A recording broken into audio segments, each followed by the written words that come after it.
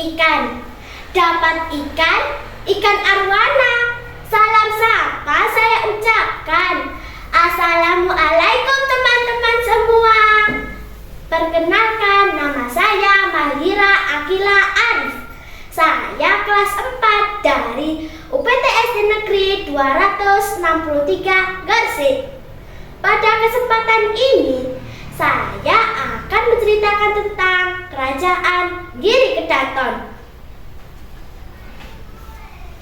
Cerita ini diambil dari kisah Saksi Bisu Kerajaan Giri Kedaton, karya Wahyu Firmansyah dari buku Sang Gresik Bercerita Lagi, yang diterbitkan pada tahun 2018 atas kerjasama antara PT Smelting dengan Yayasan Masyarakat Pencinta Sejarah dan Budaya Gresik. Dikisahkan dari silsilahnya, Sunan Giri memang berdarah biru. Beliau cucu dari Prabu Minak Sembuyu, Raja Blambangan. Alkisah, pada suatu hari Sunan Giri diperintahkan oleh ayahnya Maulana Ishak untuk mencari tempat yang tanahnya sama dengan tanah yang ayahnya pegang. Maulana Ishak berkata, "Wahai anakku, carilah tempat yang tanahnya sama dengan tanah yang kupegang ini." Kemudian Sunan Giri menjawab, "Enggih ayah, saya siap menerima perintah panjenengan." Setelah mendapat perintah dari ayahnya, Sunan Giri menghadap ke mertuanya Sunan Ampel untuk membicarakan seputar pesan dari ayah kandungnya. Sunan Giri bertanya, "Wahai ayahanda, saya baru mendapat perintah dari ayah kandung saya untuk mencari tempat yang tanahnya sama dengan tanah yang saya pegang ini." Kemudian Sunan Ampel menjawab, "Iya anakku, aku akan mendukung dan merestuimu meskipun pekerjaan ini tidak mudah." Setelah diberi izin dan doa restu dari Sunan Ampel, Sunan Giri memulai perjalanannya dengan bertaruh jiwa raga menyusuri bukit-bukit yang ada di Gresik.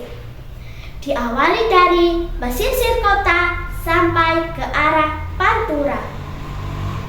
Namun belum menghasilkan apa-apa. Tiba-tiba kabar duka datang.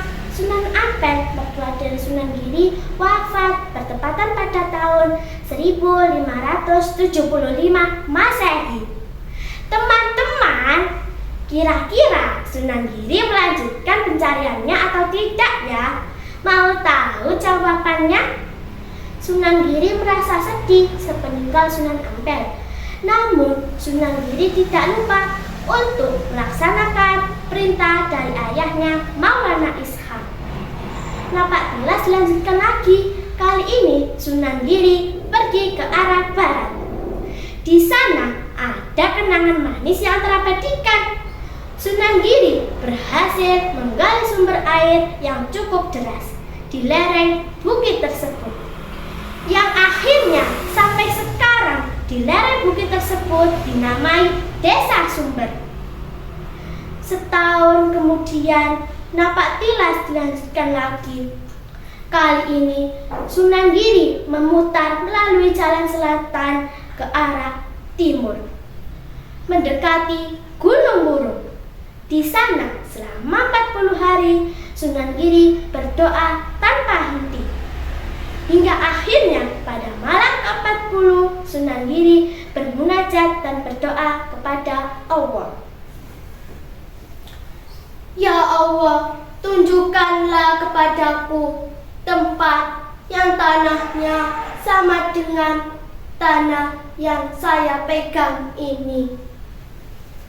Setelah berdoa, Tiba-tiba Sunan Giri melihat sebuah cahaya yang jatuh di suatu tempat di antara Gunung Petukangan dan Desa Sumber. Tanpa membuang waktu, Sunan Giri langsung mencari dan menuju ke arah cahaya tersebut.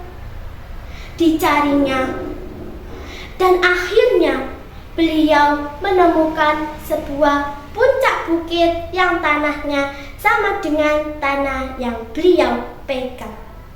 Sunan Giri sangat bersyukur dan berkata, "Ya Allah, terima kasih atas petunjuk dan hidayahmu.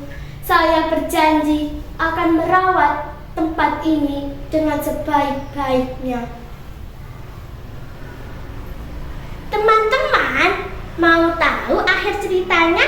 Disimak ya. Setelah itu, mulailah Sunan Giri membangun tempat sholat di bukit tersebut. Sunan Giri mengerjakannya dengan sebaik mungkin. Hingga berangsur-angsur datanglah para santri untuk belajar kepada beliau. Selain itu, penduduk di bukit tersebut semakin percaya dengan keberadaan Sunan Giri.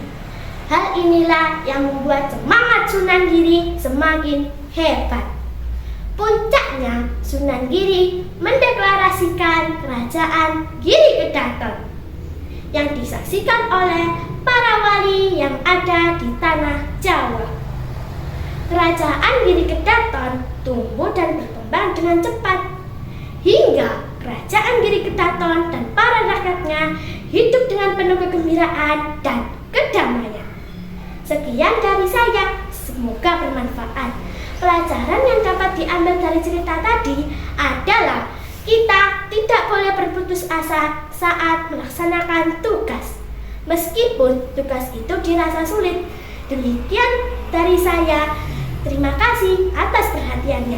Wassalamualaikum warahmatullahi wabarakatuh.